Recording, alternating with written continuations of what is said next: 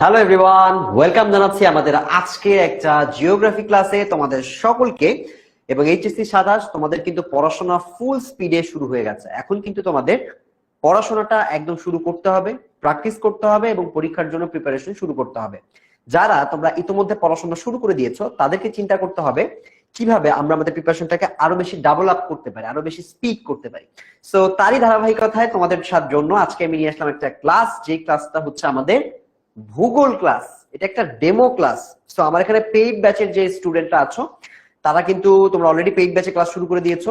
অনেকে তোমরা demo class করতে এসেছো, আজকে জাস্ট দেখতে এসেছো যে লিমন ভাইয়া এবং 10 মিনিট স্কুল কিভাবে আমাদের ক্লাসগুলোতে অনলাইন ব্যাচে পড়ায়।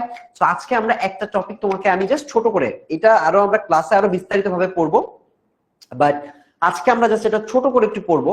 এবং এটা পড়ার পরে তোমাদের যেটা করতে হবে সেটা হচ্ছে, ক্লাসটা যদি ভালো লাগে তোমরা আমাদের অনলাইন ব্যাচে ডিসকাউন্টে ভর্তি হয়ে যাবে। অলরেডি কিন্তু ডিসকাউন্ট চলছে, অনেক অনেক স্টুডেন্ট ভর্তি হয়ে গেছে। আমরা বিভিন্ন ধাপে ধাপে ফার্স্ট পেপার ক্লাস কিন্তু শুরু হয়ে গেছে। আমরা ফার্স্ট পেপার ক্লাস নিচ্ছি, আমরা সেকেন্ড পেপার ক্লাস নিচ্ছি।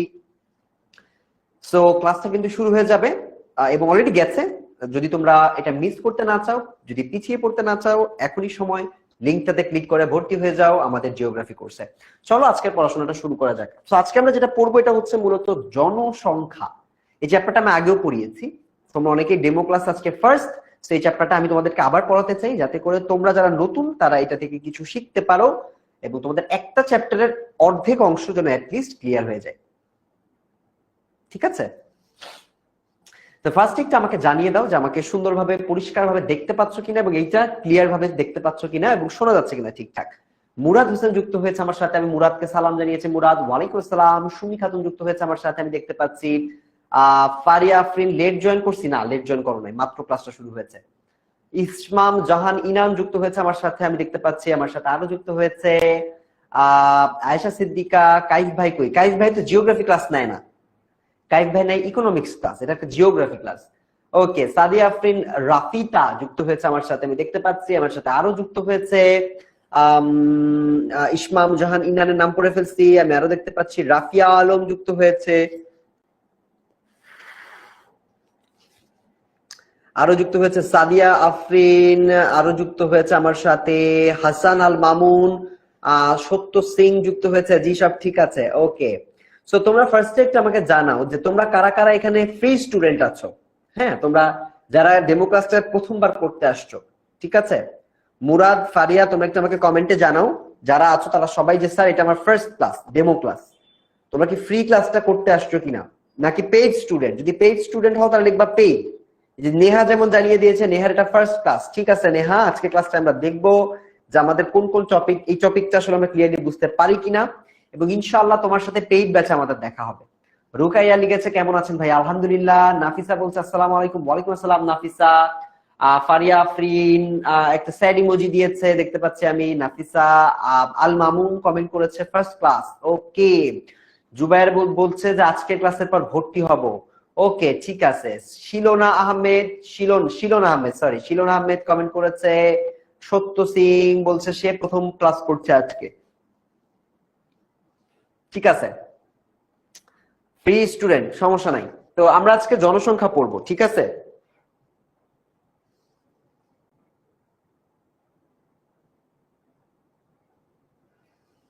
তো আমরা আজকে পড়ছি হচ্ছে জনসংখ্যার চ্যাপ্টারটা। তো এই চ্যাপ্টারটা আমাদের অনেকের কাছে শুনে মনে হয় যে চ্যাপ্টারটা তো সহজ, কিন্তু তোমরা যারা সায়েন্স ব্যাকগ্রাউন্ড থেকে আসছো তাদের কাছে এই চ্যাপ্টারটা অনেক সময় কঠিন মনে হয়। এই জনসংখ্যা পড়বো না আমরা শুধুমাত্র, আমরা একটা জনমিতিক উপাদান নিয়ে আজকে পড়বো। জনসংখ্যা তো আমরা জানি জনসংখ্যা কি, বাট জনসংখ্যার যে জনমিতিক উপাদান, এই জনমিতিক উপাদান বলতে আসলে কি বোঝায়, আমরা আজকে এই জনমিতিক উপাদানগুলো সম্পর্কে একটা একটা করে পড়বো, ঠিক আছে? তো এই জনমিতিক উপাদানগুলো কি আসলে পরিবর্তনশীল, নাকি আমার পরীক্ষায় কিন্তু খ নাম্বার প্রশ্নে আসে বা গ নাম্বার প্রশ্নে আসে যে কোন জনসংখ্যার জনমিতিক উপাদান দ্বারা এটাকে আমরা ব্যাখ্যা করতে পারি, ঠিক আছে? তো এই জনমিতিক উপাদানগুলো আজকে আমরা মূলত পড়ার চেষ্টা করব। চলো আমরা আস্তে আস্তে আমাদের পড়াশোনার দিকে ধাবিত হই।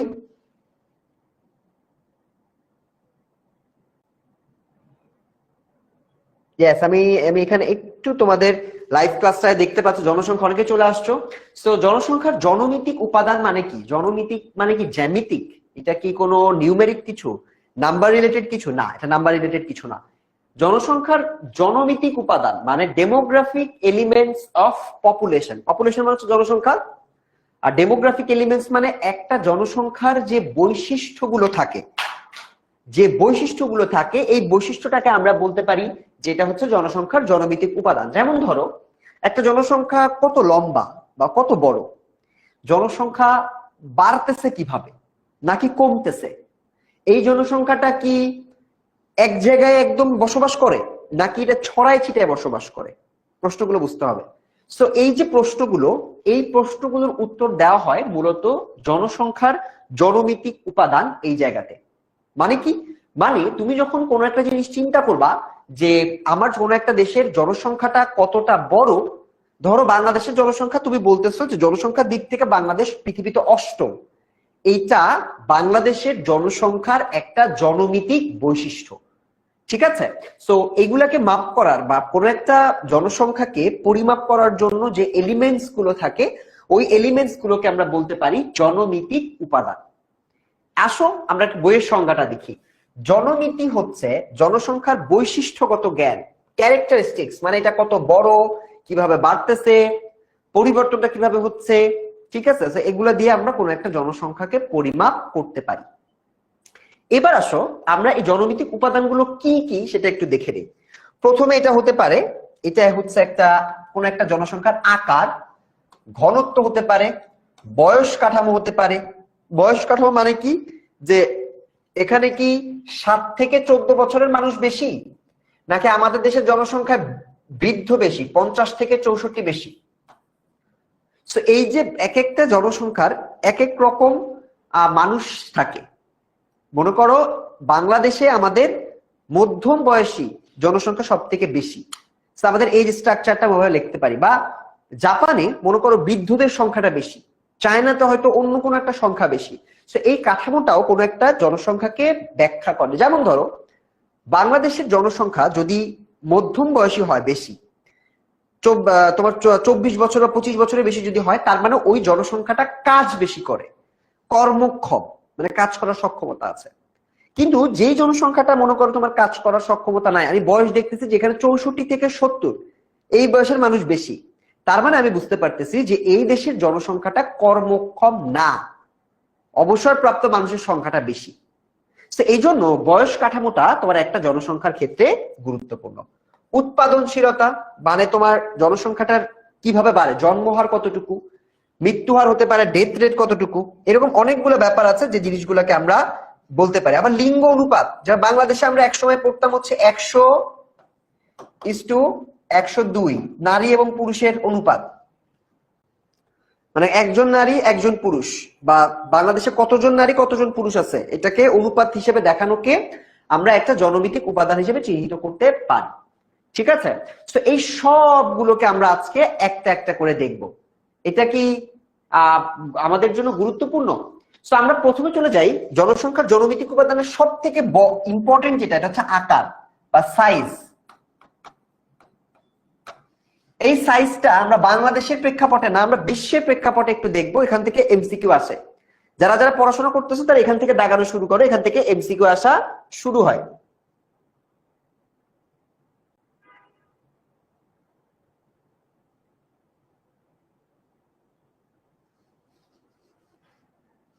ঠিক আছে? যেমন এই যে দেখো, এটা হচ্ছে আমার পৃথিবীর জনসংখ্যা, পুরা পৃথিবীর জনসংখ্যাটা আসলে কি হারে বাড়তেছে। যেমন ধরো বাংলাদেশ না, পৃথিবীতে জনসংখ্যার বৃদ্ধিটা ক্রমান্বয়ে দ্রুত গতিতে হচ্ছে। যেমন ধরো 1800 সালে ছিল 0.9, 100 বছরের মধ্যে এটা হয়ে গেছে দ্বিগুণ। তার প্রথম দ্বিগুণ হইতে সময় লাগছে 100 বছর, তারপরে মাত্র 60 বছর, 100 বছরও না, তার 60 বছরের মধ্যে এটা আবার দ্বিগুণ হয়ে 3 হয়ে গেছে।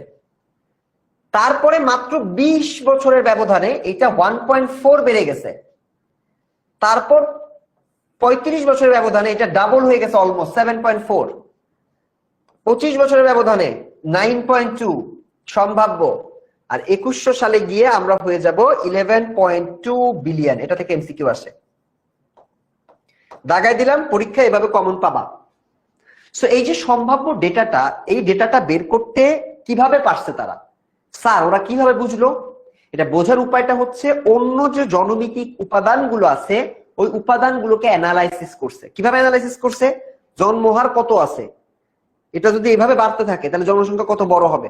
সো এই যে কম্প্যারিজনটা, এই কম্প্যারিজনটা মূলত আমরা আমাদের জনসংখ্যার জনমিতিক উপাদান দ্বারা করতে পারি। এবার আমরা একটু বাংলা ফ্যাক্ট থেকে চিন্তা করি, আমাদের দেশের ফ্যাক্ট থেকে একটু চিন্তা করি, একটু দেশের জায়গা থেকে চিন্তা করি। পৃথিবীর জনবহুল 10টি দেশ, এই যে এখান থেকে চীনটা ইম্পর্টেন্ট, এটা থেকে বহু নির্বাচনী আসতে দেখা যায়। ঠিক আছে, ভারতে ইম্পর্টেন্ট, বাট ভারত থেকে প্রশ্ন সচরাচর দেয় না।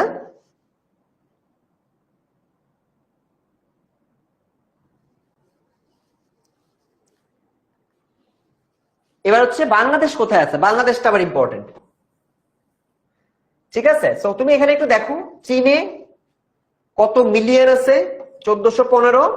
বাংলাদেশে যদি আমরা যাই 166 মিলিয়ন। চীন আমাদের থেকে অনেক অনেক বেশি বড়, আকারে বড়, এবং এটা কিন্তু আমাদের শুধুমাত্র আকারেই বড় না, এটা কিন্তু জনসংখ্যার দিক থেকেও অনেক বড়। দেখো বাংলাদেশে যদি 166 হয়, ওদের তাহলে প্রায় 1400, প্রায় 10 গুণ 11 গুণ বেশি।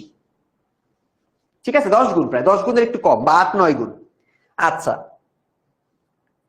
এইবার দেখো আমরা চলে যাব উৎপাদনশীলতা ও জন্মহারের দিকে। আমরা চলে যাব উৎপাদনশীলতা এবং জন্মহারের দিকে। উৎপাদনশীলতা এবং জন্মহার বলতে কি বুঝায়? তোমরা ফার্টিলিটি এবং ফ্যাকান্ডিটি এই দুটো ওয়ার্ড শুনছো না? একটু মনোযোগ দাও, এখানে কিন্তু গুরুত্বপূর্ণ পড়তেছি। একটা হচ্ছে ফ্যাকান্ডিটি, আর আরেকটা হচ্ছে ফার্টিলিটি। ফ্যাকান্ডিটি আর ফার্টিলিটির মধ্যে পার্থক্য আছে। কি পার্থক্য? ফ্যাকান্ডিটি বলতে বোঝায় ক্ষমতা, ফার্টিলিটি বলতে বোঝায় বাস্তবতা। মানে কি? একটা হচ্ছে ক্ষমতা, আরেকটা হচ্ছে বাস্তবতা। ক্ষমতা মানে কি? ফেকান্ডিটি মানে হচ্ছে একজন নারী তার জীবনে যতগুলো সন্তান জন্ম দিতে সক্ষম তাকে বলা হয় ফেকান্ডিটি। তার মানে তার অ্যাবিলিটি, এটাকে বলা হয় ফেকান্ডিটি। এখন তার অ্যাবিলিটি থাকলে কি সে শতগুলো সন্তান নেয়? উত্তর হচ্ছে না। দেখো মনে করো একজন নারী হয়তো সে 15টা সন্তান নিতে পারবে তার বয়স জীবদ্দশায়, কিন্তু সে কিন্তু নেয় 2টা বা 3টা। তার মানে এই যে সক্ষমতাটা, এই সক্ষমতাটাকে আমরা বলি হচ্ছে তার অ্যাবিলিটি আছে, তার মানে এটা হচ্ছে ফেকান্ডিটি, মানে উর্বর, বাচ্চা জন্মদানের সক্ষমতা আছে। আর ফার্টিলিটি হচ্ছে বাস্তবতা, মানে যতগুলো সে বাস্তবে সন্তান জন্ম দিয়েছে। কোন মহিলা যদি 2 জন বাচ্চা জন্ম দেয় তাহলে এটাকে বলা হবে তার ফার্টিলিটি, কিন্তু তার সক্ষমতা ছিল আরো বেশি জন্ম দেওয়ার, এটা হচ্ছে তার ফেকান্ডিটি। সো ফেকান্ডিটি এবং ফার্টিলিটির মধ্যে পার্থক্যটা কি আমরা বুঝতে পেরেছি? একটা হচ্ছে সক্ষমতা, কয়টা দিতে পারতো, আরেকটা হচ্ছে কয়টা দিয়েছে। ঠিক আছে, আচ্ছা। সো ফেকান্ডিটি এবং ফার্টিলিটি আমরা বুঝলাম। এখন আমরা একটু বই অনুযায়ী সংজ্ঞাটা দেখি, যে ফেকান্ডিটি হচ্ছে উর্বরতা এবং প্রকৃত সন্তান ধারণ, অর্থাৎ একটা হচ্ছে তোমার সামর্থ্য, ক্ষমতা বা সামর্থ্যকে বলা হয়, আর আরেকটা বলা হয় হচ্ছে যেটা প্রকৃত সন্তান সে জন্মদান করছে, এটাকে বলা হয় ফার্টিলিটি বা প্রজননশীলতা। কোন দেশের উন্নতিতে প্রজননশীলতা বা বংশবৃদ্ধির বিশেষ গুরুত্ব রয়েছে, কারণ এটার উপর ভিত্তি করে আমাদের মূলত জনসংখ্যাটাকে আমরা কাউন্ট করি, কতজন আমাদের জন্মগ্রহণ করতেছে, তার উপর ভিত্তি করে আমাদের দেশের জনসংখ্যা কত হবে, এগুলাকে আমরা সব এখান থেকে কাউন্ট করতে পারি। বুঝতে পারছো? ফেকান্ডিটি আর ফার্টিলিটি বুঝতে পারছি সবাই?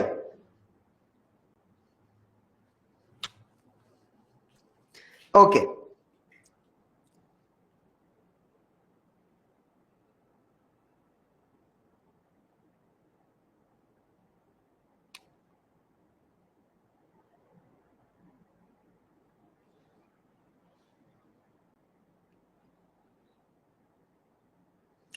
এবার আমরা যাব পরবর্তী জায়গায়, সেটা হচ্ছে এই জন্মহারের মধ্যে কি কি আছে। এটা কোন chapter? Second chapter, second paper, second চ্যাপ্টারের ক্লাস হচ্ছে। সো তোমরা যদি এইরকম আরো ক্লাস করে বিস্তারিতভাবে জিওগ্রাফি শিখতে চাও, এখনই কিন্তু ডিসকাউন্ট চলতেছে। সেই ডিসকাউন্টে তোমরা সুন্দর করে ভর্তি হয়ে কিন্তু আমাদের বিস্তারিত বাকি ক্লাসগুলো করতে পারো। আমি আছি সাথে, আমার সাথে থাকছে তোমাদের সিমেন্স ভাইয়া এবং তোমাদের সৌরভ ভাইয়া, যারা কিন্তু জিওগ্রাফি তোমাদেরকে সুন্দর করে বুঝাবো। তানজিম ইসলাম বুঝতে পারে নাই। আচ্ছা, তোমাদেরকে তো বুঝাইলাম ফ্যাকান্ডিটি আর ফার্টিলিটি মানে কি। একটা হচ্ছে ফ্যাকান্ডিটি, আরেকটা হচ্ছে ফার্টিলিটি। ফ্যাকান্ডিটি হচ্ছে মনে করো একজন মায়ের সন্তান জন্ম দেওয়ার সক্ষমতা আছে, মানে সে চাইলে পারবে, এটা হচ্ছে ফ্যাকান্ডিটি। তার মানে একজন মানুষের ক্ষমতা যত, সেটা হচ্ছে তার ফ্যাকান্ডিটি। আর সে যতগুলো বাচ্চা জন্ম দিয়েছে প্রকৃত অর্থে, সক্ষমতা থাকলেই তো সবাই জন্ম দেয় না। তো একজন সক্ষমতা, এটা হচ্ছে ফ্যাকান্ডিটি, আর জন্ম দিয়েছে এটা হচ্ছে ফার্টিলিটি। বুঝতে পারছো মেহেদি, তানভীর? আমার মনে হয় এবার তোমাদের বোঝা উচিত ফ্যাকান্ডিটি এবং ফার্টিলিটি কিন্তু পার্থক্য আছে। এটা হচ্ছে জন্ম হার। ফার্টিলিটি মানে যতগুলো বাচ্চা প্রসব করছে, ঠিক আছে, এটা হচ্ছে ফার্টিলিটি। আর যতগুলো সে প্রসব করতে পারে, সে চাইলে তো আরো পারে, এটাকে বলা হয় হচ্ছে ফ্যাকান্ডিটি। এবার আসলে উৎপাদনশীলতা জন্মহারের মধ্যে কয়েকটা জিনিস আছে। একটা হচ্ছে স্বাভাবিক জন্মহার, একটা হচ্ছে সাধারণ প্রজননশীলতা, এতগুলো আমাদের দরকার নাই। বয়স নির্দিষ্ট জন্মহার, এটা লাগে না। মোট জন্মহার, স্থূল প্রজনন হার, নিট প্রজনন হার, এগুলো আমাদের জাস্ট জেনে রাখতে হবে। বা যেটা ডিটেলসে জানতে হবে সেটা হচ্ছে স্থূল প্রজনন হারটাকে কি বলে। এটাকে বলা হয় গ্রস রিপ্রোডাকশন রেট বা জিআরআর।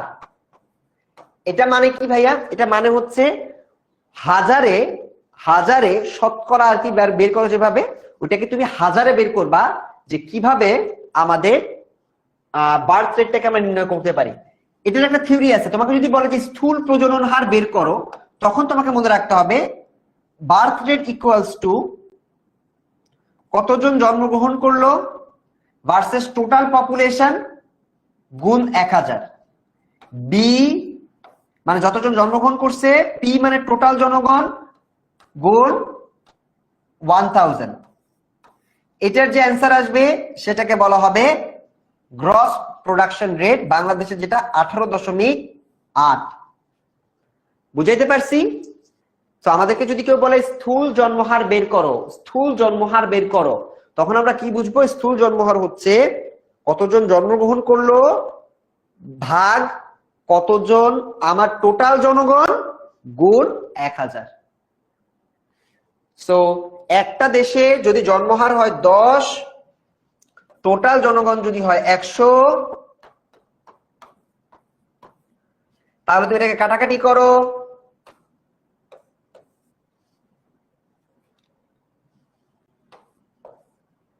তার মানে 100 এখানে বিআর। তো এখানে আমি জাস্ট 10 আর 100 দিয়ে 1000 দিয়ে জাস্ট আনুপাতিক হারে তোমাদেরকে বুঝাইলাম। বাট তোমরা যদি জনসংখ্যা কোনো একটা দেশে দেওয়া থাকে, তুমি এভাবে চাইলে বের করতে পারবা। একইভাবে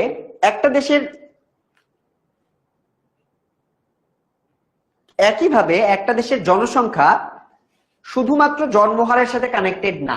কারণ মনে করো জন্মগ্রহণ করলে জনসংখ্যা বাড়বে, আবার যদি মৃত্যুবরণ করে মানুষ, তাহলে জনসংখ্যা কমবে। তার মানে জনসংখ্যার সাথে শুধুমাত্র জন্মহারেরই সম্পর্ক আছে এমন না, বরঞ্চ এখানে আমাদের মৃত্যু হারের সাথে সম্পর্ক আছে। তার মানে মৃত্যু হার একটা জনসংখ্যার জনমিতিক উপাদান, যেটার কারণে জনসংখ্যার পরিবর্তন হয়। যেমন ধরো একটা হচ্ছে, এটা হচ্ছে স্থূল বা অশোধিত মৃত্যু হার, ক্রুড বার্থ ডেথ রেট। বয়স নির্দিষ্ট একই রকম আছে, শিশুর মৃত্যু হার, প্রমিত মৃত্যু হার, জন্মকালীন আয়ু প্রত্যাশা, মানে এক্সপেক্টেড কত বছর বাঁচবে, এটা তোমরা আগে থেকে এক্সপেক্ট করতে পারো। বাট যেটা আমাদের লাগবে সেটা হচ্ছে স্থূল বা অশোধিত মৃত্যু হার, তার মানে ক্রুড ডেথ রেট, যেটা একইভাবে ডেথ রেট সমান সমান D divided by T into 1000। কতজন মারা গেল টোটাল জনগণ গুণ 1000। জন্মহার এবং মৃত্যুহার দুইটা কিন্তু একই রকম ভাবে তুমি হিসাব করতে পারবা না। বি ইকুয়ালস টু মোট জনসংখ্যা না, পি ইকুয়ালস টু পপুলেশন, মোট জনসংখ্যা। বি ইকুয়ালস টু কতজন জন্মগ্রহণ করছে। হ্যাঁ, এগুলা সিকিউতে আসতে পারে, আমিনুর রহমান, রুকাইয়া, এগুলা থেকে প্রশ্ন আসার সম্ভাবনা আছে।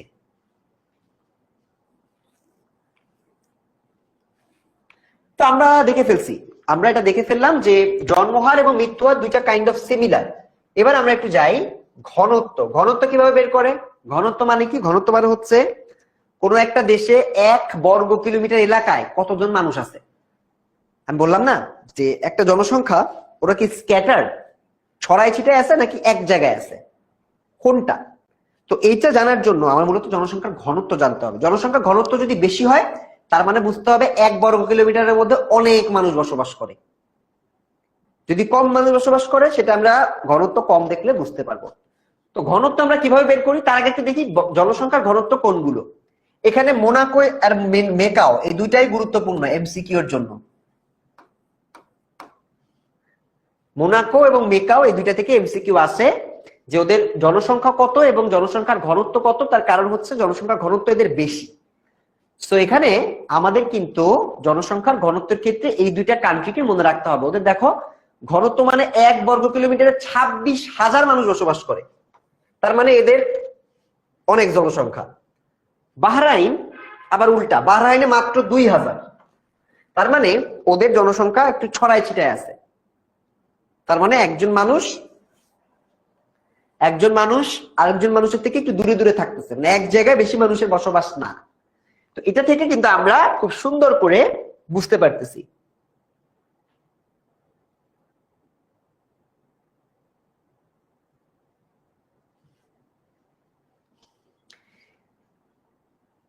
ঘনত্ব বের করবা কিভাবে একটু আমাকে বলো তো?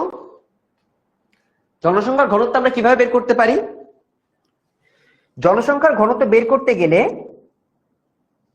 আমাদেরকে যেটা করতে হবে সেটা হলো মোট জনসংখ্যাকে এলাকা দিয়ে ভাগ করলে বা কতটুকু এরিয়া আছে এটা দিয়ে ভাগ করলে আমরা জনসংখ্যার ঘনত্ব পেতে পারি। তো ঘনত্ব হচ্ছে তোমাকে ওই এরিয়া দিয়ে জনসংখ্যাকে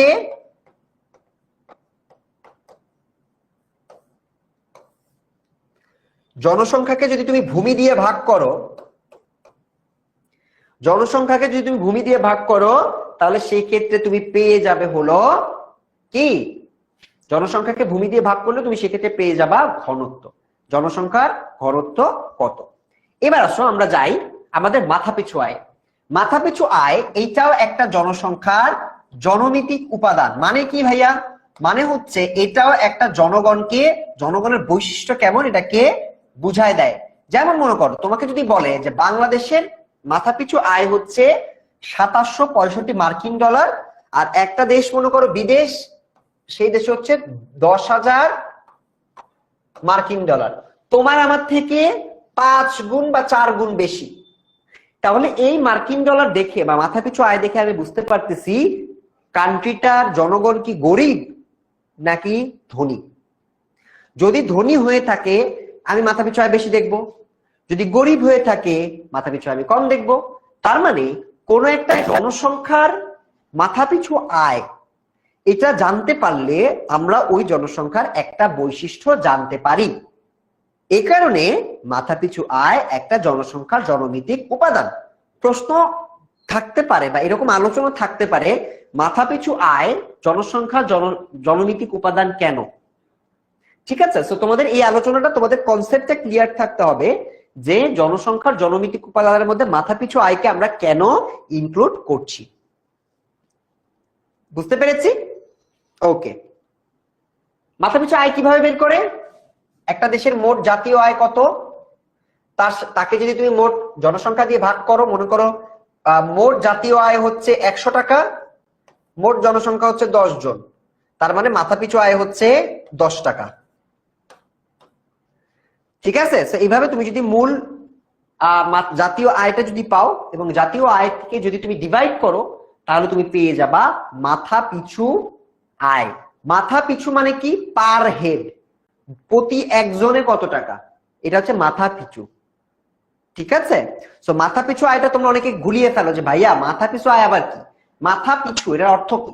অর্থ হচ্ছে পার হেড, মানে একজন জনগণের আয় কত। ঠিক আছে, আচ্ছা, মাথাপিছু আয় আমরা বুঝে ফেলছি।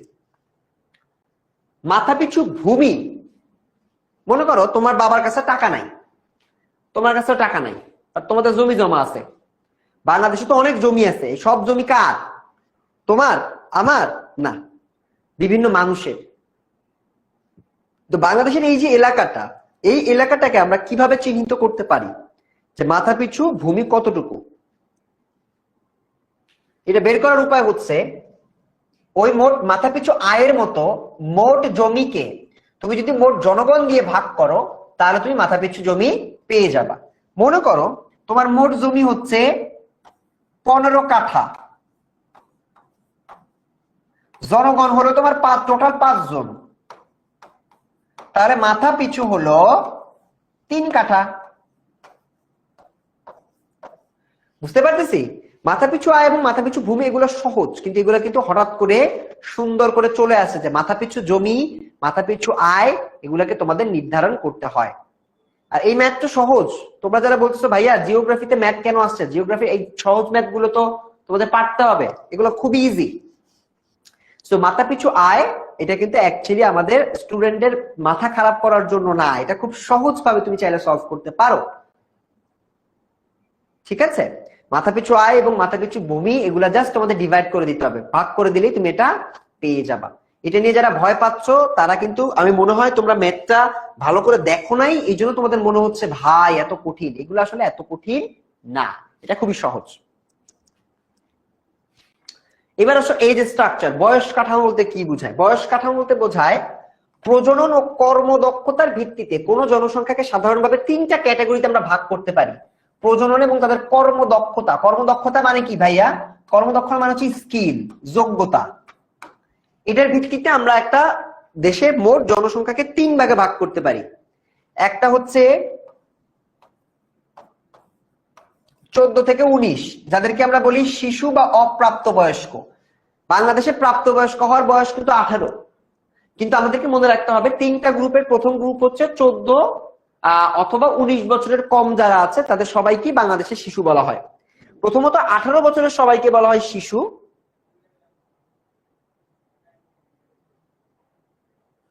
18 বছরের নিচে সবাইকে বলা হয় শিশু।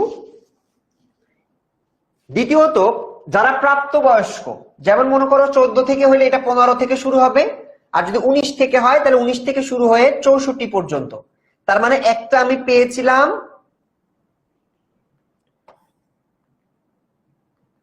0 থেকে 14, আরেকটা হলো 15 থেকে 59, আরেকটা হলো 60 থেকে 65। এই 3টা ক্যাটাগরিতে ভাগ করা যায়। এটা হচ্ছে শিশু ক্যাটাগরি, এটা হচ্ছে প্রাপ্তবয়স্ক, আর এটা হচ্ছে বৃদ্ধ 60 থেকে 65। এখন এই ক্যাটাগরি দেখে কিন্তু আমরা বুঝতে পারি যে আমাদের দেশের জনসংখ্যা এটা কি কার্যকরী নাকি অকার্যকরী। ভাইয়া অকার্যকরী মানে? অকার্যকরী মানে খুবই সিম্পল, চিন্তা করো তো তোমার দেশের সবাই কি কাজ করে? সবার কি সমান দক্ষতা আছে? চিন্তা করো, একটা দেশে যদি কাঠামোগত দিক থেকে একটা দেশের জনসংখ্যা সবাই যদি বৃদ্ধ হয়, 90% যদি বৃদ্ধ হয়, তার মানে কি ওই দেশের নতুন মানুষ জন্মগ্রহণ করতেছে কম, এবং ওই দেশের কাজ করে ইনকাম করার মতো লোকের সংখ্যাটা অনেক কম। এটা ইকোনমি, অর্থনীতি, ওই দেশের জীবনমান সবকিছুকে কন্ট্রোল করতে পারে। তার মানে এজ স্ট্রাকচার বা বয়স কাঠামো এটা সবসময় একটা গুরুত্বপূর্ণ রোল প্লে করে থাকে।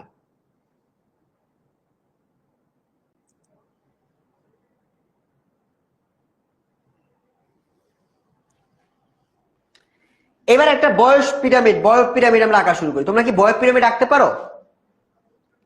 বয়স পিরামিড কেউ আঁকতে পারো? আমাকে বলো তো।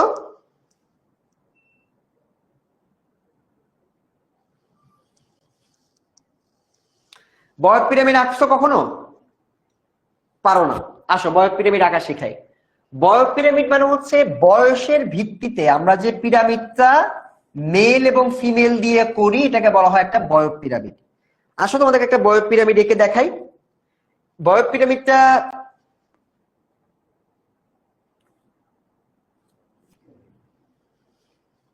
দেখাই।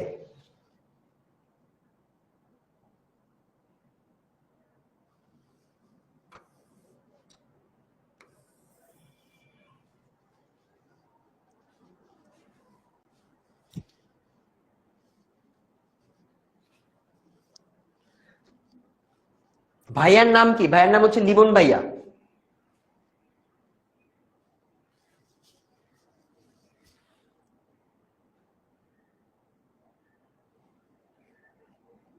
মনে করো এটা হচ্ছে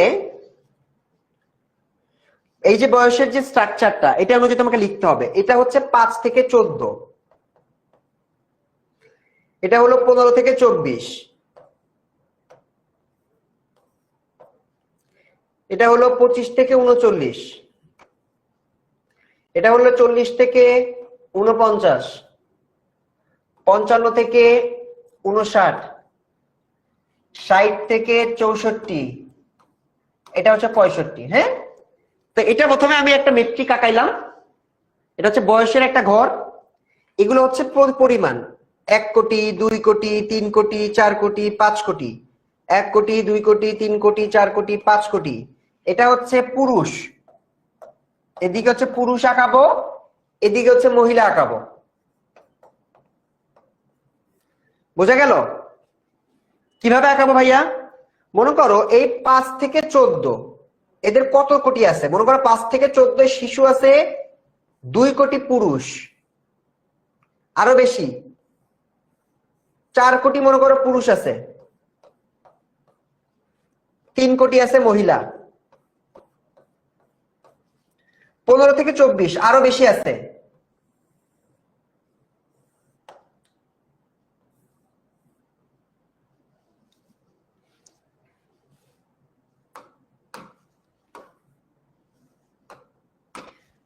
এটাও মনে করো 2 কোটি আছে।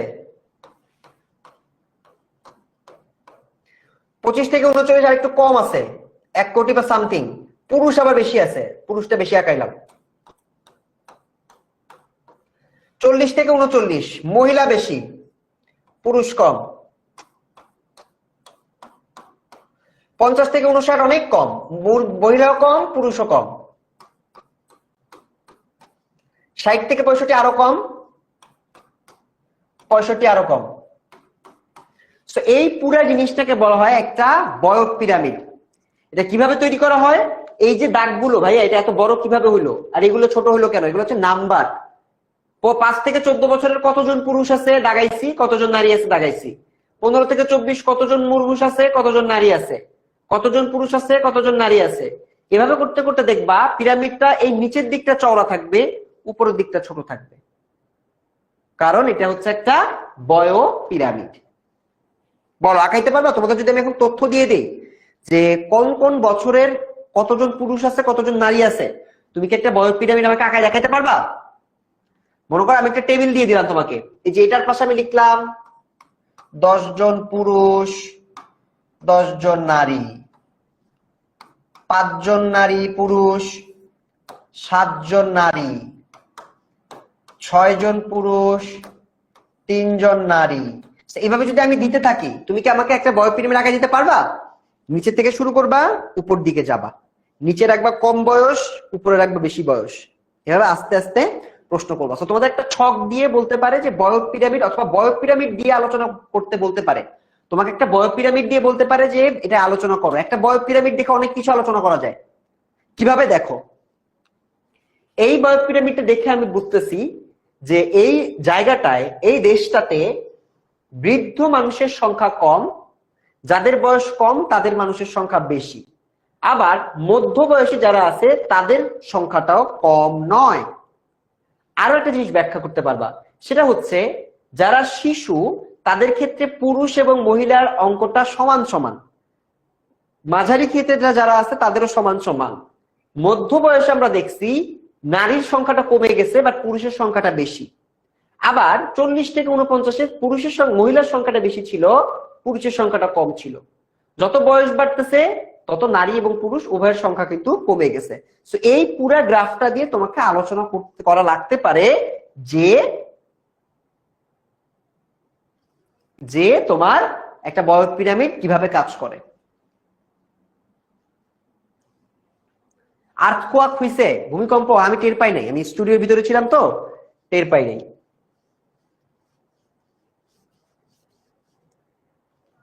চলো পরেরটাই যাই। বয় পিরামিড দুই রকম হইতে পারে, একটা হচ্ছে পরিবর্তনশীল, সংকোচনশীল। একটা বেশি পরিবর্ধনশীল মানে যেটাতে বেশি হয়, সংকোচনশীল মানে যেটাতে কম হয়। এগুলো থেকে এমসিকিউ আছে।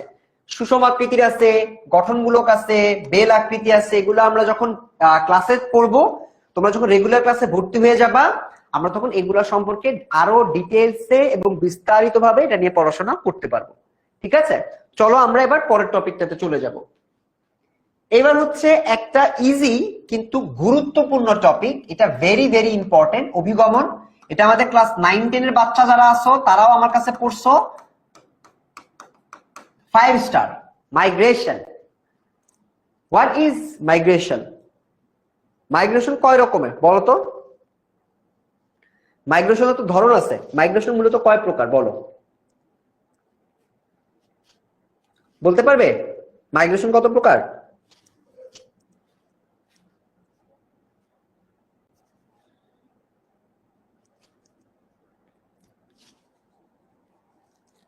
বলো, মাইগ্রেশন কত প্রকার? আমাদের দেশে কি মাইগ্রেট করা কোনো মানুষ আছে যারা মাইগ্রেট করে আমাদের দেশে আসছে? কারা বলো তো?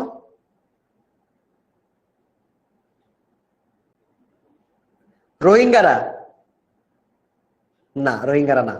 ওকে, সো রোহিঙ্গারা অ্যাকচুয়ালি মাইগ্রেট করে আসছে, ইয়েস, বাট রোহিঙ্গারা বাইরেও অনেক মাইগ্রেটেড মানুষজন আছে। যেমন ধরো, মাইগ্রেশন বা অভিগমন মূলত স্থান পরিবর্তন।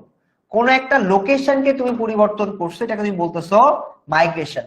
এটা হতে পারে এক দেশ থেকে অন্য দেশ, এক জলবায়ু থেকে অন্য জলবায়ু, এক দেশ থেকে অন্য দেশ, এক জলবায়ু থেকে অন্য জলবায়ু। আবার তুমি যদি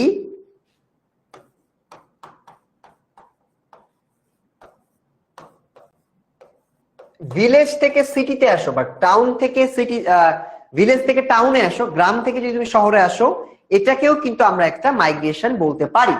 এই মাইগ্রেশনের অনেক ধরনের হতে পারে। মাইগ্রেশনের অনেকগুলো ফ্যাক্টরস কাজ করে। মাইগ্রেট মানুষ কেন করে? এমনি এমনি তো করে না।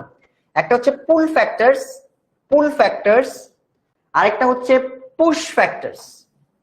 পুল ফ্যাক্টরস আর পুশ ফ্যাক্টরস এটা নিজেরাই নিজেদেরকে সেলফ এক্সপ্লানেটরি একটা জিনিস। পুল মানে টানা, আর পুশ মানে ঠেলা। পুল মানে হচ্ছে যেটা তোমাকে আকর্ষণ করে, পুশ মানে বিকর্ষণের কারণে তুমি যাচ্ছ বা বাধ্যতামূলক তুমি যাচ্ছ। একটা হচ্ছে আকর্ষণমূলক কারণ হইতে পারে, একটা হচ্ছে বিকর্ষণ জড়িত। ভাই আকর্ষণ বিকর্ষণ কোথায় পাইলেন আপনি? আকর্ষণ মানে হচ্ছে বিভিন্ন দেশ আছে যে দেশের কিছু কিছু জিনিস তোমাদেরকে টানে।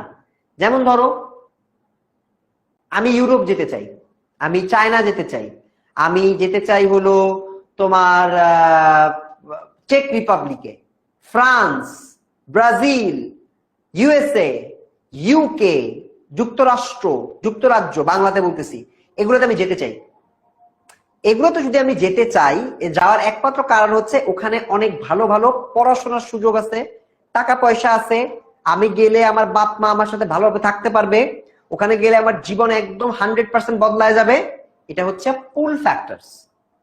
তাহলে পুল ফ্যাক্টরস বুঝতেছো। আর পুশ ফ্যাক্টর হচ্ছে, মনে করো আমাকে রাজনৈতিক ভাবে পিটাচ্ছে, আমি পালায় চলে যাচ্ছি, রোহিঙ্গারা ওদেরকে টর্চার করছে ওই এলাকায়, এই জন্য ওরা ফিরে আসছে, সেটাকে বলা হয় পুশ ফ্যাক্টরস। যেটা বাধ্য করে মানুষকে এটা পুশ ফ্যাক্টরস, যেটা আকর্ষণ করে নিয়ে আসে এটা পুল ফ্যাক্টরস। এবার আসো আকর্ষণ এবং বিকর্ষণমূলক যে জিনিসগুলো আছে, এই জিনিসগুলো আমরা একটু চিন্তা করি।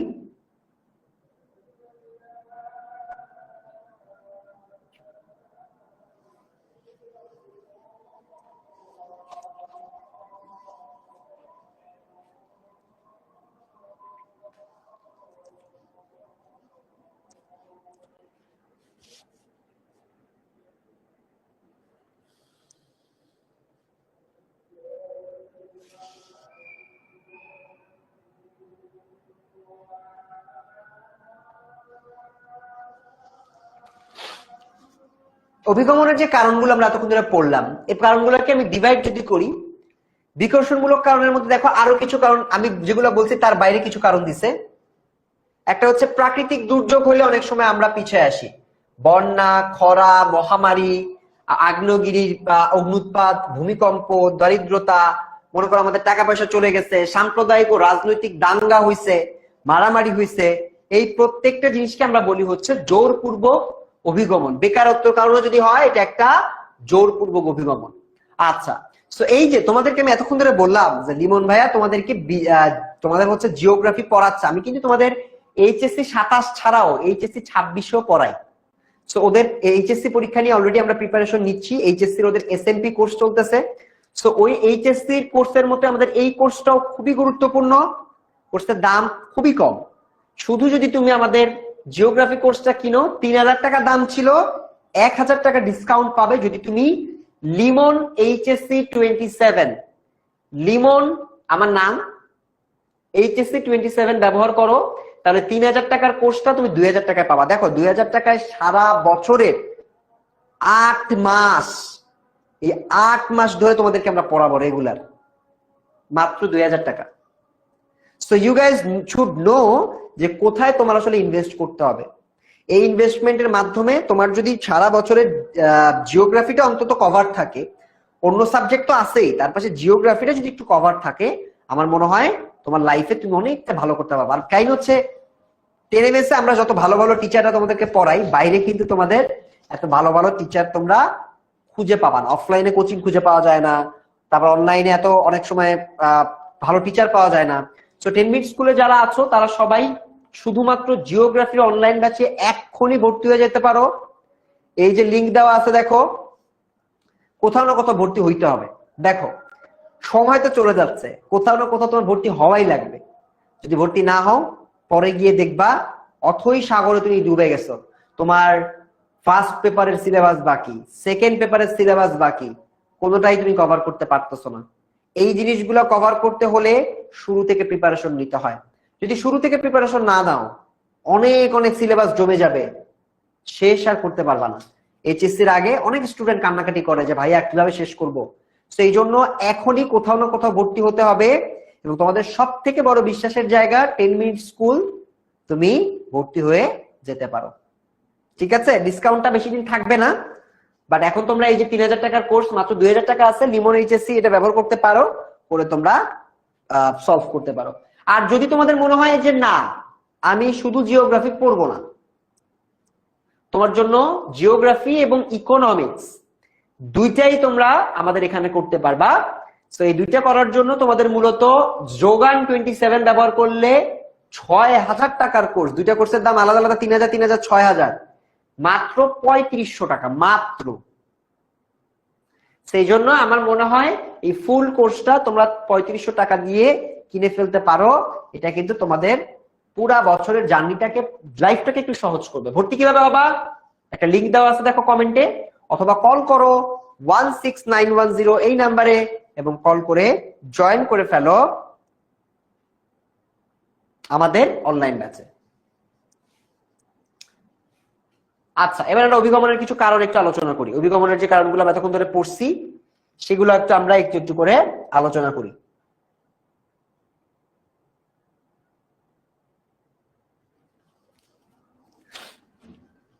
সো কয়েকটা কারণ হতে পারে। কজেস অফ মাইগ্রেশন, এটা তোমাদের বিস্তারিত আলাপ করতে হবে। আমি কিন্তু বিস্তারিত সবকিছু আলাপ করতেছি না, তোমাদের এগুলো পরীক্ষায় বিস্তারিত আলাপ করতে হবে।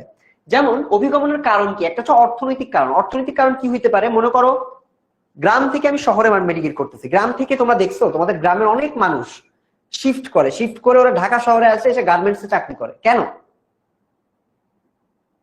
কারণ ওরা অর্থনৈতিক বেনিফিট চায়, ওরা অর্থনৈতিকভাবে চিন্তা করে যে আমার আসলে টাকা বেশি দরকার নাকি অন্য কিছু বেশি দরকার, সুযোগ সুবিধার জন্য তারা ঢাকা আসে।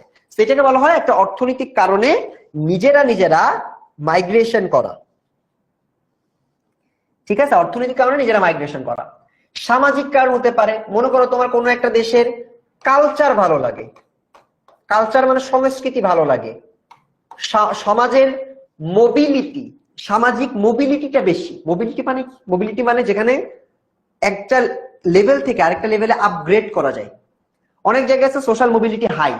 সোশ্যাল মোবিলিটি হাই মানে কি, মনে করো তুমি সারা বছর রিক্সাওয়ালার ছেলে রিক্সাওয়ালাই হয় না, রিক্সাওয়ালার ছেলে অন্য কিছু করতে পারে। যেমন গ্রামাঞ্চলে একজন কৃষকের ছেলে সচরাচর কৃষিকাজই করে, কৃষকের ছেলে কৃষক থাকে, এটা তারা পরিবর্তন করতে কম চায়। ঢাকা শহরে যখন তারা আসে, একজন শিক্ষকের ছেলে সে দেখবা শিক্ষক হয় না, সে অন্য কিছু হয়েছে। তার মানে ইকোনমিক মোবিলিটিটা বিভিন্ন জায়গায় আলাদা থাকে। এই মোবিলিটির কারণে অনেকে অভিগমন করে থাকে। জীবনযাত্রার মান উন্নয়নের তোমরা বুঝতেছো, তুমি ভালো জায়গায় চড়তে চাও, গাড়ি বাড়ি থাকতে চাও, তুমি চাও ঢাকার মতো মেট্রো রেলে তুমি চলতে চাও, তুমি ট্রেনে চলতে চাও, তুমি ভালো ভালো রেস্টুরেন্ট গুলোতে তুমি যেতে চাও, জীবনযাত্রার মান উন্নয়ন করতে চাও, এই জন্য তুমি অনেক সময় অভিগমন করে থাকো। শিল্পের উন্নয়নের কারণে হয়। একটু আগে বলছি মানুষজন ঢাকা শহরে কেন আসে, কারণ ঢাকা শহরে গার্মেন্টস আছে, তারা গার্মেন্টসে চাকরি করতে পারে। গার্মেন্টস মানে কি? এটা শিল্প। শিল্প কারখানা মানে কি? তারা এখানে চাকরির জন্য আসবে। তো এই যে শিল্প প্রতিষ্ঠানগুলো আছে, এই প্রতিষ্ঠানগুলো আমাদের মাইগ্রেশনের জন্য অনেক অনেক ইম্পর্টেন্ট। ঠিক আছে?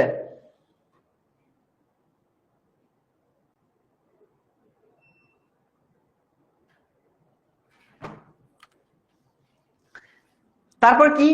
পরিবহন ও যোগাযোগ ব্যবস্থার উন্নয়ন। একটু আগে বলছি আমাদের গাড়ি ঘোড়া ভালো। গ্রামে যেমন অনেক দূর তোমাকে হাঁটতে হয়, বাট শহরে কিন্তু আমরা হাঁটি না, আমরা রিক্সা ব্যবহার করি, আমরা পরিবহনের যোগাযোগ ক্ষেত্রে বাস ব্যবহার করি, ট্রাম ব্যবহার করি, অনেক কিছু আছে যেটা আমরা ক্ষেত্রে দেখতে পাই না। ব্যবসা বাণিজ্যের কারণ হতে পারে। ব্যবসা বাণিজ্যের কারণ হলো, মনে করো তুমি ব্যবসা করতেছো, বিজনেস, তোমার প্রফিটটা হচ্ছে এখানে বেশি, সো এগুলোর উপর ভিত্তি করে অনেক সময় আমরা দেখি যে তোমার ব্যবসায়িক অনেক কারণে তারা হচ্ছে চলে আসে আমাদের এক দেশ থেকে আরেক দেশে বা এক গ্রাম থেকে আরেক গ্রামে। সো মানুষের অভ্যন্তরীণ অভিগমনের কারণ, এতক্ষণ তো আমি বললাম বাইরের দেশে যাওয়ার কারণগুলো, এবার একটু অভ্যন্তরীণ অভিগমন, মানে দেশের মধ্যে যে অভিগমন গুলো হয়। আমি যেমন লিমন, আমি খুলনা থেকে ঢাকায় অভিগমন করছি, আমি এখন ঢাকায় রেসিডেন্ট হয়ে গেছি, শিফট করছি। কেন? কারণ হচ্ছে অর্থনৈতিক একটা কারণ ছিল, আমার টাকা পয়সা লাগবে, আমি 10 মিনিটস করে চাকরি করব, ঠিক আছে, বা আমি টিচার হব, বা আমার অনেক বেশি ব্যবসা বাণিজ্য করার প্রয়োজন আছে, এগুলোকে আমি বলতে পারি হচ্ছে অভিগমনের একটা কারণ। সামাজিক কারণ হচ্ছে গ্রামের থেকে আমার সোশ্যাল মোবিলিটি যেহেতু ঢাকায় বেশি, এই জন্য আমি ঢাকায় আসার চেষ্টা করছি। আবার মনে করো রাজনৈতিক কারণ হইতে পারে, যে আমার পলিটিক্স করার ইচ্ছা, আমার এনসিপি তে জয়েন করার ইচ্ছা, বা আমার বিএনপি তে জয়েন করার ইচ্ছা, বা আমার জামাতে জয়েন করার ইচ্ছা, অনেক ইচ্ছা থাকতে পারে। প্রত্যেকটা ইচ্ছাকে আমি রাজনৈতিক কারণ এখানে আনতে পারি।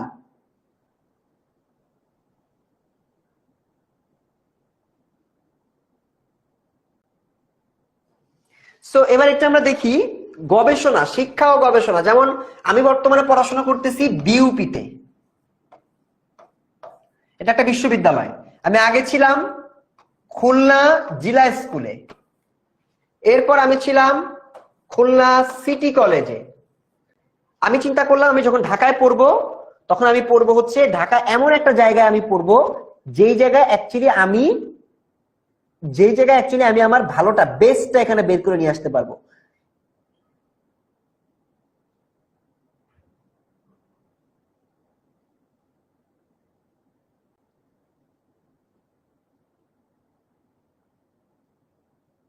সো এবার আমরা একটু চলো এই শিক্ষা গবেষণায়, আমরা তো বুঝলাম যে কিভাবে আমরা অভিগমনটা করি। এবার আমরা দেখি অভিগমনের কয়েকটা ধরন আছে। একটা হচ্ছে ঐচ্ছিক অভিগমন, একটু আগে পড়ছি কি আকর্ষণ আর বিকর্ষণ, ওইটারই আরেকটা ভার্সন হচ্ছে ঐচ্ছিক অভিগমন, অনৈচ্ছিক অভিগমন। একটা হচ্ছে ঐচ্ছিকটা হচ্ছে আকর্ষণমূলক, যেটা আমরা একটু আগে এটাই করলাম।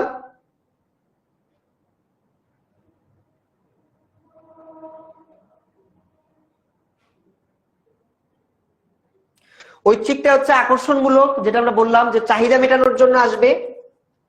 আর অনৈচ্ছিকটা হলো ইচ্ছা না থাকা সত্ত্বেও পরিস্থিতি, একটা হচ্ছে চাহিদা আর একটা হচ্ছে পরিস্থিতি, এই দুইটার কারণে অনেক সময় অভিগমন হয়ে থাকে। তো অভিগমনের এই যে দেখো অনেক অনেক মানুষ বন্যার কারণে হয়তো চলে যাচ্ছে, বা বিউপিতে কোন সাবজেক্টে পড়েন? সমাজ বিজ্ঞানে পড়ি। জেলা স্কুলের স্টুডেন্ট? ইয়েস, আমি খুলনা জেলা স্কুলের স্টুডেন্ট। জেলা স্কুলের স্টুডেন্টটা কিন্তু ইজিলি অনেক অনেক অনেক নাম করা হয়। আমি তো নাম করা না, ছোটখাটো মানুষ, বাট আমি জেলা স্কুল থেকে পাশ করছি, তারপর সিটি কলেজ, তারপর এখন হচ্ছে Bangladesh university of professionals, BUP, এটা পাবলিক বিশ্ববিদ্যালয়।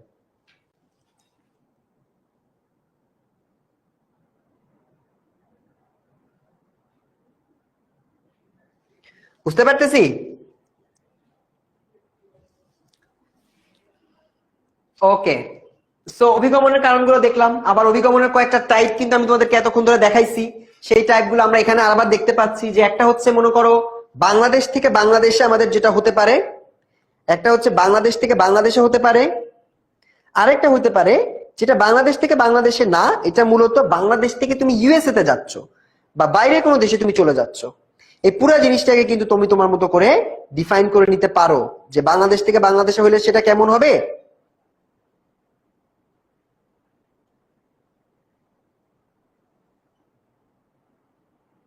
সো দুইটা অভিগমনের টাইপ আমরা এখানেও কিন্তু দেখতে পাচ্ছি, দুইটা অভিগমনের টাইপ কিন্তু আমরা এখানেও দেখতে পাচ্ছি, বাংলাদেশ থেকে বাংলাদেশ, বাংলাদেশ থেকে ইউএসএ। এই অভিগমনের প্রভাবটা কি? আচ্ছা, অভিগমন তো মানুষ করলে প্রভাবটা কি পড়ে, এটার বাস্তব জীবনের ইম্প্যাক্টটা কি?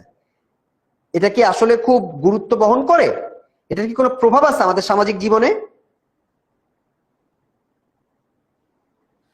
যদি থেকে থাকে সেই প্রভাবগুলো কি? অর্থনৈতিক প্রভাব, জনসংখ্যার উপর প্রভাব, তারপর হচ্ছে তোমার জীবনের উপর প্রভাব, এরকম অনেক ধরনের প্রভাব আছে যেটা কিন্তু আমরা কাউন্ট করতে পারি। অর্থনৈতিক প্রভাব মানে কি?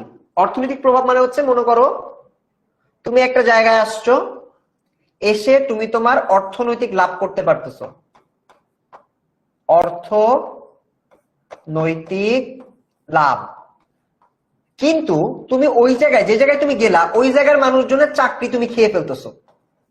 মানে বুঝো, মনে করো আমি যদি ঢাকায় আসি, আমি এখানে না থাকলে ঢাকার একজন আমার চাকরিটা করতে পারতো। তার মানে কি আমি একজনের অর্থনৈতিক একটা বেনিফিটকে হরণ করলাম। জনসংখ্যার উপর প্রভাব মানে কি? মনে করো ঢাকা শহরে কোটি কোটি মানুষ বসবাস করে এবং সবাইরে জিজ্ঞেস করবা আপনার বাসা কোথায়, বলে বরিশাল। আপনার বাসা কোথায়? ময়মনসিংহ। আপনার বাসা কোথায়? খুলনা। আপনার বাসা কোথায়? চাঁপাইনবাবগঞ্জ। আপনার বাসা কোথায়? রাজশাহী। সারা বাংলাদেশের লোকজন চাকরি, অর্থনৈতিক বেনিফিট, সামাজিক জিনিসের কথা চিন্তা করে তারা সবাই এই দেশের মধ্যে বা এই ঢাকা শহরের মধ্যে এসে বসবাস করতেছে। ফলে ঢাকা শহরের জনসংখ্যা আগের থেকে বহু গুণে বেড়ে গেছে। জনসংখ্যা বাড়লে ক্ষতি কি বা প্রভাব কি? জনসংখ্যা বাড়লে প্রভাব হচ্ছে পরিবেশ দূষণ হয়, জনসংখ্যার ঘনত্ব বাড়তে থাকে, পানি দূষণ হয়, বায়ু দূষণ হয়, শব্দ দূষণ হয়, ট্রাফিক জ্যাম হয়। এই প্রত্যেকটা সমস্যাকে আমরা চিহ্নিত করতে পারি, যেগুলো সব হচ্ছে আমাদের জনসংখ্যার উপর একটা প্রভাব। সামাজিক প্রভাব হচ্ছে সোশ্যাল কালচারের মধ্যে পরিবর্তন হতে শুরু করে। তুমি চিন্তা করো বাংলাদেশের পার্সপেক্টিভে তোমার কালচার কিন্তু আস্তে আস্তে চেঞ্জ হতে থাকে, ঠিক আছে? কালচার কিন্তু আস্তে আস্তে চেঞ্জ হতে থাকে।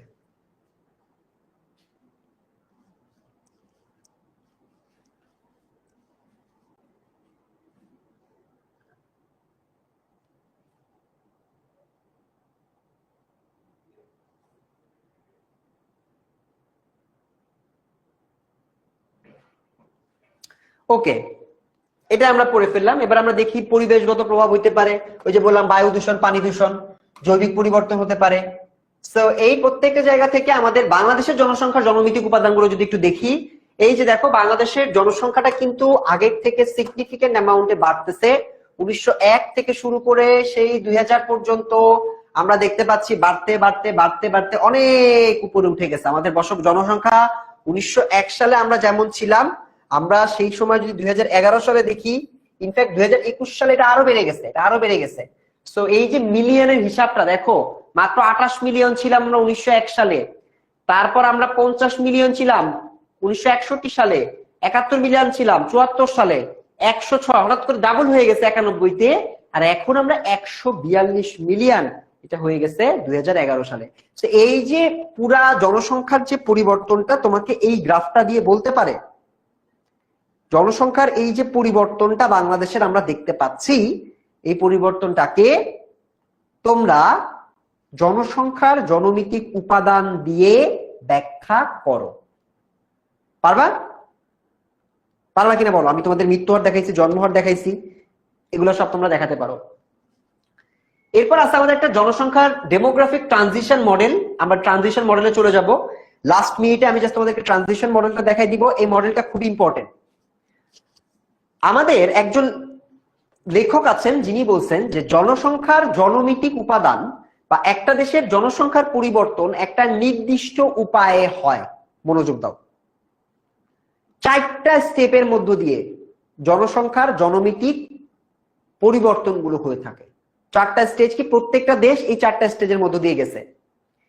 একটা হচ্ছে উচ্চ জন্মহার, একটা হচ্ছে উচ্চ জন্মহার বা উচ্চ মৃত্যুহার, একটা হচ্ছে অধিক জন্মহার মৃত্যুহার হ্রাস, মৃত্যুহার ও জন্মহার উভয় হ্রাস, মৃত্যুহারের তুলনায় কম জন্মহার। ভাইয়া এটা তো মুখস্থ থাকবে না, এটা একটা স্টোরি আছে। স্টোরিটা কি? 4টা স্টেজের নাম। একটা হচ্ছে প্রাক শিল্পায়ন কাল। প্রাক শিল্পায়ন কাল মানে অনেক আগের প্রথম সময়, যখন চিকিৎসা বিজ্ঞান খারাপ, মানুষজন সচেতন না। যেহেতু মানুষজন সচেতন না, মানুষের জ্ঞান নাই, তাই তারা জন্ম বেশি দিত বাচ্চা কাচ্চা। যেহেতু চিকিৎসা বিজ্ঞান অত ভালো না, মানুষ একটু কিছু হইলেই মানুষ মারা যাইত। তার মানে জন্মহারও বেশি, মৃত্যু হারও বেশি। তার মানে জনসংখ্যা বাড়বে না, স্টেবল থাকবে। এই দেখো, উচ্চ জন্মহার, উচ্চ মৃত্যু হার। এরপর আমরা চিন্তা করলাম শিল্পায়ন বা টেকনোলজি, যখন আস্তে আস্তে টেকনোলজি আসা শুরু করলো, তখন আমাদের চিকিৎসা বিজ্ঞান উন্নত হতে থাকলো। চিকিৎসা বিজ্ঞান যখন উন্নত হলো, তখন রোগ বালাই হলে মানুষজন মারা যাইতো না, তার মানে মৃত্যু হারটা কমলো। কিন্তু মানুষজন তখন অশিক্ষিত ছিল, এই জন্য জন্মহারটা বাড়তেছিল, বাড়তেই আছে। তার মানে কি? জন্মহার বেশি, মৃত্যু হার বেশি। এখানে মৃত্যু হারটা কমে গেছে, কিন্তু জন্মহারটা তো বেশি আছে। তার মানে জনসংখ্যা হুর হুর হুর হুর করে বাড়তে থাকলো। মৃত্যু সংখ্যা তো অলরেডি আমরা কমাই ফেলছি। নগরায়নের কাল এসে মৃত্যু সংখ্যা কম, আমরা সচেতনতা বাড়াইলাম, সচেতনতা বাড়ায় জন্মহারও কমায় ফেললাম। তার মানে মৃত্যু হারও কম, জন্মহারও কম, জনসংখ্যা আবার স্টেবল হয়ে গেল। এবং আমরা যে শেষ পর্যায়ে আছি, এই শেষ পর্যায়ে এসে মৃত্যু হারের তুলনায় কম জন্মহার। জন্মহার আমরা এডুকেটেড হইতে হইতে মানুষজন যেহেতু ফ্যামিলি গুলো বদলায় গেছে, এখন দেখো না পরিবারে বাচ্চা কাচ্চা মানুষ কম নেয়, বাচ্চা কাচ্চা আরো কম নেওয়া শুরু করছে, আর মৃত্যু হার তো আগের মতোই আছে। এই জন্য জন্মহারটা আগের তুলনায় কমে গেল, জনসংখ্যা আগের মতো স্টেবল থাকলো। 4টা স্টেজ। বাংলাদেশ কোন স্টেজে আছে জানো? বাংলাদেশ আছে নগরায়ন কালে। এই শিল্পায়ন এবং নগরায়নের মধ্যে একটা ট্রানজিশনে বাংলাদেশ আছে, যেখানে আমরা এখনো মাঝামাঝি ঝুলে আছি। আমরা বুঝতেছি না যে আমরা কি আসলে মানুষজনকে মানে আমাদের জনসংখ্যা কি বাড়ানো উচিত নাকি কমানো উচিত। আমরা মৃত্যু হার একসময় বাংলাদেশ অনেক বেশি ছিল, কমায় ফেলছি। জন্মহার আরো অনেক বেশি ছিল, আস্তে আস্তে আমরা কমানোর চেষ্টা করতেছি। এবং এই ট্রানজিশন মডেলটা কিছু সমালোচনা আছে, এটাও আমরা আমাদের বই থেকে পড়ে নিতে পারি এবং আমাদের বিস্তারিত ক্লাসে আমরা খুব সুন্দর করে পড়াবো। সো তোমাদের আজকের ক্লাসটা আমরা এই পর্যন্তই রাখবো। তোমাদেরকে বাকি জিনিসগুলো যদি তোমরা খুব ভালো করে পড়তে চাও, আমি কিন্তু তোমাদেরকে বারবার বলতেছি পড়াশোনাটা পুরাপুরি নিজের কাছে, এবং এটার পাশাপাশি তোমার একটা গাইডলাইন লাগবে। কি পড়বো, কিভাবে পড়বো, কোথা থেকে পড়বো, কোথায় প্র্যাকটিস করব, কোথায় পরীক্ষা দিব। এইচএসসি ভাই এসএসসি থেকে অনেক কঠিন। আজকের এই ক্লাসটার পর তোমার চোখ যদি না খুলে, তুমি যদি চিন্তা না করো জিওগ্রাফি তোমার এত কঠিন লাগছে, আরো অনেক সাবজেক্ট পড়ে রয়েছে, কি করবা? কোথাও না কোথাও ভর্তি হইতে হবে। যদি কোথাও না কোথাও ভর্তি না হও, দেখবা অনেকগুলো সাবজেক্ট জমে থাকবে। এবং এই কারণে তোমাদের অনলাইন ব্যাচটা আমি আজকে আমার এটা 3 নাম্বার 4 নাম্বার ক্লাস, আর অনেকগুলো ক্লাস আমি তোমাদের সাথে নিব। প্রায় কতগুলো ক্লাস, 30টার উপরে ক্লাস, 30-40টা মনে হয় ক্লাস আছে। এই সবগুলো ক্লাসে তোমাদেরকে আমরা পড়াবো। কিউএনএ ক্লাস থাকবে জানো, উইকলি বা মান্থলি, যেখানে তোমরা আমাদের কাছে কোয়েশ্চেন করতে পারবা কিছু না বুঝলে। আর সবকিছু পাবা একটা প্যাকেজে। এইচএসসি 27 অনলাইন ব্যাচ, 3000 টাকা দাম। বাট তোমাদের এই 3000 টাকাটা কমায় দেওয়ার জন্য আমরা কিছু প্রোমো কোড দিয়েছি। আমাকে একটা প্রোমো কোড দিয়েছে ওরা, যেটা স্টুডেন্টদেরকে দিতে পারেন। এই লিমন এইচএসসি 27 এটা ব্যবহার করে 2000 টাকা দিয়ে তুমি কোর্সটা কিনে 8 মাস তোমার এই পুরো পড়াটা তুমি কভার করে রাখতে পারো। এবং এটা করলে তোমার ইনশাআল্লাহ প্রিপারেশনটা ভালো হবে। আর ইকোনমিক্স আর জিওগ্রাফি দুটো একসাথে কিনতে পারো যারা আরেকটু লাভ চাও, তাহলে আমার মনে হয় তুমি আরো বেশি ভালো করতে পারবা। এক্ষুনি যারা যারা ভর্তি হও নাই, কারা কারা আছো এখনই কল দিবা 16910, কল দিয়ে বলবা আমার আর সময় নাই, আমি ভর্তি হইতে চাই, কিভাবে ভর্তি হবো বলেন। ঠিক আছে? সো আজকে ক্লাসটার জন্য সবাইকে অনেক অনেক ধন্যবাদ। আমরা ক্লাসটা এখানেই শেষ করে দিতে চাই। আমাদের ক্লাসটা সো এখানে শেষ করে দিব। তোমরা এক্ষুনি কিন্তু কল দিতে পারো 16910 তে যারা যারা কোর্সটা এনরোল করতে চাও। আর তোমাদের জিওগ্রাফির আরো বিস্তারিত ইনশাআল্লাহ আমরা পেইড ক্লাসে পড়াই দিব। পেইড ক্লাসে কিন্তু এই চ্যাপ্টারটার উপর ক্লাস আছে। এই 25 নভেম্বরই তোমাদের এই টপিকের উপর ক্লাস নিব এবং 30 তারিখের উপর আরেকটা ক্লাস আছে। তো দুইটা ক্লাস পাবা। সবাই কল দিও 16910 তে। দেখা হবে সবার সাথে আবার। আল্লাহ হাফেজ।